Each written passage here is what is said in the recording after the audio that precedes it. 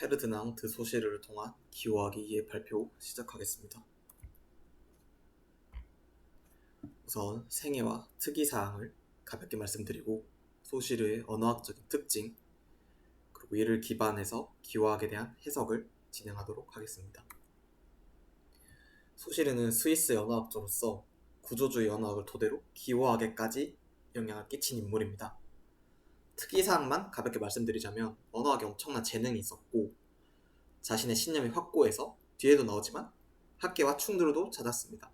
극한의 완벽주의 성향 때문에 불완전한 기록물을 싫어했고 이는 후에 그가 사망한 이후에 구조주의 언어학이 미완성된 상태로 남아지게 되는 계기가 됩니다.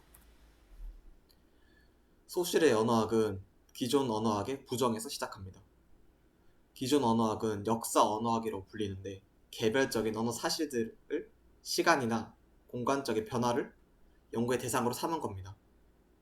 하지만 이는 객관성이 결여된 연구 방법이었고요. 그래서 소시르는 기존의 언어학에서 역사적이고 심리적인 요인을 배제했습니다. 그리고 그것이 바로 공시적 연구 방법입니다.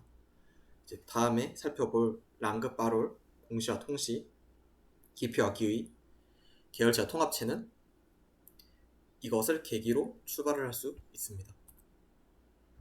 공시와 통시성은 기호를 기호 자체로 해석할 것인가 혹은 시간의 흐름 같은 외부 요인과 불가분의 관계로 해석할 것인가의 문제인데요.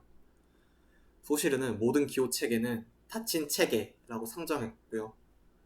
기호의 의미는 통시적으로 발생하는 게 아니라 공시적으로 기호들 내에서 차이점에 의해 발생한다는 겁니다. 그래서 모든 기호들은 공시적으로 시공간적 연결이 끊긴 채로 이해되어야 한다는 얘기를 하고 있습니다. 즉 기호는 비슷한 다른 기호들 사이에서 관계에 의해 의미가 발생한다는 겁니다. A는 A, E, I, O, U라는 닫힌 기호 체계에 속하고 그 중에 A가 A인 이유는 E, I, O, U가 아니기 때문에 A라는 의미가 발생한다라는 거죠.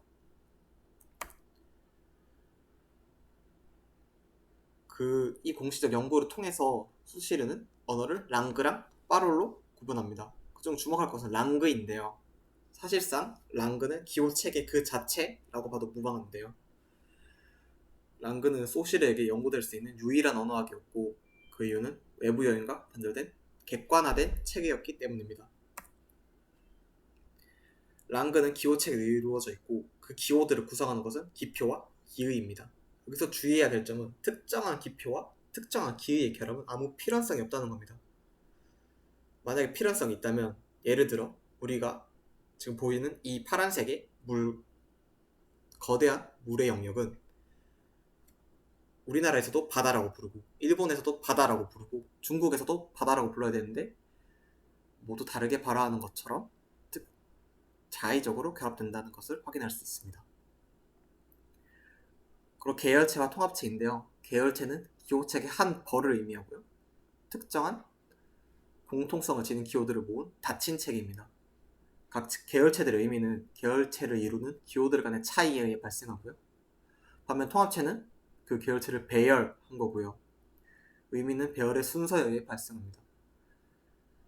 계열체는 닫힌 세계 속에서 계열체들 간의 관계에 의해 의미가 발생하므로 랑그라고 할 수 있고요. 반면 통합체는 같은 기호라도 배열에 따라 의미가 다르게 발생하므로 객관성을 확보하지 못하고 빠롤이 됩니다.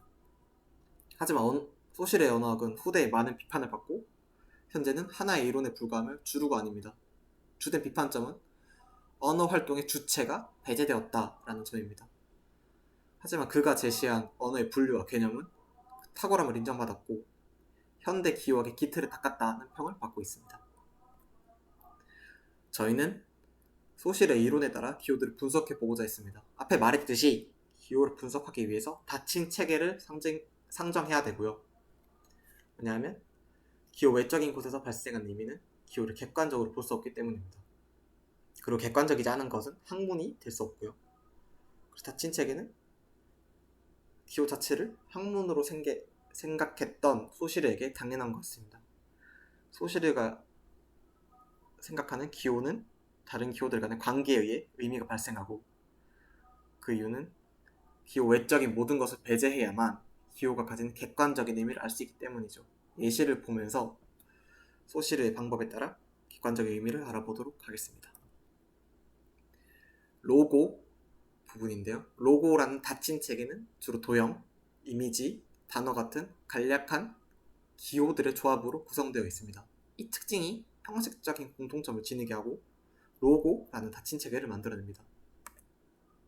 이때 도형과 문자 기호를 다른 것으로 대체하더라도 우리는 그것을 로고라고 인식합니다. 하지만 도형의 자리에 사진이 들어가거나 정밀 묘사된 그림이 들어간다고 생각했을 때 아마 로고라는 닫힌 체계로 생각할 수 없게 됩니다. 여기서 확인할 수 있는데요. 로고의 의미는 로고라는 체계 속에서 다른 로고가 아니기 때문에 발생하고 차이에 의해 의미가 발생한다는 겁니다. 애플 로고의 검은색이 세련됨을 상징하고 삼성 로고의 파란색이 신뢰를 상징하는 것은 소시르에 따르면 중요한 것이 아닙니다. 그가 중요하게 여긴 것은 애플 로고와 삼성 로고의 차이가 있고 그 차이 때문에 우리는 서로 다른 로고라고 인식한다는 점입니다. 포스터의 경우도 마찬가지로 닫힌 체계에 기반합니다. 포스터는 주로 그림, 사진 같은 이미지와 문자 기호의 결합으로 이루어지는 형식적인 공통점을 가지고 있는데요. 이 형식 안에서 우리는 포스터를 닫힌 체계로 인식하게 됩니다. 이때 그림, 사진, 문자 기호들이 다른 것으로 대체되더라도 다른 이미지가 들어와도 우리는 그것을 포스터라고 인식합니다. 하지만 문자가 아예 사라진 상태 혹은 문자밖에 없는 상태를 보면 우리는 포스터라고 생각하지 않고 그냥 사진 혹은 그냥 텍스트라고 인식하게 됩니다. 포스터라는 체계의 규칙이 지켜지지 않아서 인식을 할 수 없게 되는 거죠. 여기서 또 확인을 할 수 있는데요. 포스터가 지니는 객관적 의미는 포스터라는 체계 속에서 다른 포스터가 아니기 때문에 발생하는 겁니다. 이 포스터와 저 포스터가 차이가 있다는 점이 각 포스터라는 기호의 객관적인 의미라고 할 수 있죠. 붉은 글씨가 무엇을 나타내고 검은 배경이 무엇을 나타내고 경쾌한 이미지가 중요한 게 아닙니다. 이 포스터와 저 포스터, 이 포스터와 저 포스터가 다르다라는 것이 소시르에게는 굉장히 중요한 요소입니다. 소시르의 언어학과 기호학적인 분석을 해봤고요. 참고한 자료들입니다. 감사합니다.